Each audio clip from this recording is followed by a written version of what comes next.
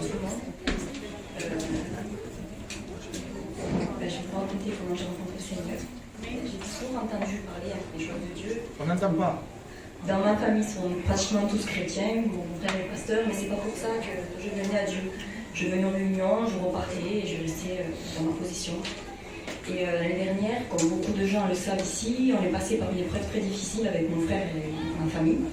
Et on a mon père qui est tombé dans le coma subitement, il avait fait un AVC et on est passé par des mois très très difficiles. Ces jours étaient en danger. Donc tous les jours on entendait dire que mon père allait partir, c'était très très difficile. Et à ce moment-là, je m'avais séparée aussi, parce que je me trouvais seule avec mes 3 enfants. Et c'était difficile pour moi, parce que j'avais pas Dieu, j'avais personne. Et un jour, j'ai vraiment rongée par l'angoisse, cette passade qu'il y a eu dans nos vies, ça m'a vraiment détruit de l'intérieur. Et j'étais vraiment rongée par l'angoisse. Tous les soirs, je pleurais, le matin, c'était pour moi un calvaire de me réveiller. Je faisais semblant pour ma famille d'aller bien, parce que je suis quelqu'un de très fier, je ne voulais pas montrer que ça n'allait pas. Mais j'ai eu même des mauvaises idées. J'ai honte de le dire parce que j'ai mon frère et j'ai mon père et ma famille, mais j'avais des mauvaises idées. J'en avais marre de vivre. Et chaque jour, pour moi, c'était un poids de me lever. Chaque matin, c'était très difficile. Et à ce moment-là, quand je me suis vraiment à terre, je suis commencé à venir aux réunions. La première réunion, je ne vais pas vous mentir, je suis ressortie encore pire. Je suis ressortie, j'étais pire. Je me suis dit, même le Seigneur ne veut pas de moi, mais qu'est-ce que je vais faire? À quoi ça sert de continuer? Mais je suis quand même revenue. Et le jour où je suis revenue, c'était John qui prêchait et il a vraiment dévoilé tout ce qu'il y avait au fond de mon cœur. Alors à ce moment-là, je me suis sentie brisée totalement. Mais j'étais quand même têtue, je tenais tête à Dieu. Et mon frère a fait un appel.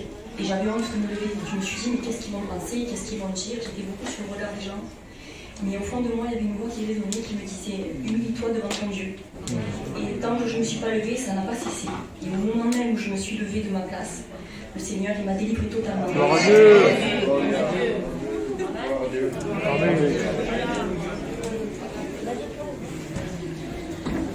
Gloire au Seigneur. Amen. Là, vous savez, bien des fois, derrière le beau sourire, que ce que j'ai un cœur qui est brisé. Mais je bénis Dieu. Parce que ce que nous, on ne peut pas voir. Et comme elle disait, c'est ma petite sœur.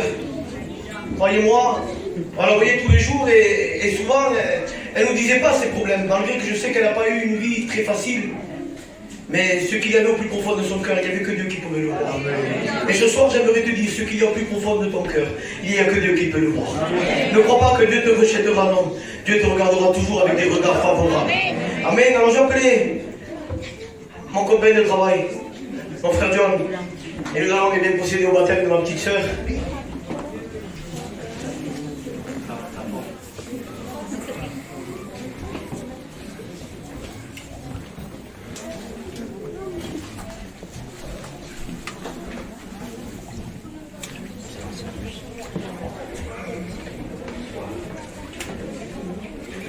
Alors, est-ce que tu crois, Alma, que le Seigneur Jésus est mort pour toi? Est-ce que tu crois que le troisième jour, il est ressuscité?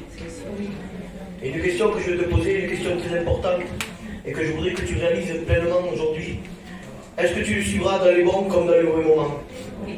Alors, sur la confession de ta foi, on te baptise au nom du Père, du Fils et du Saint-Esprit.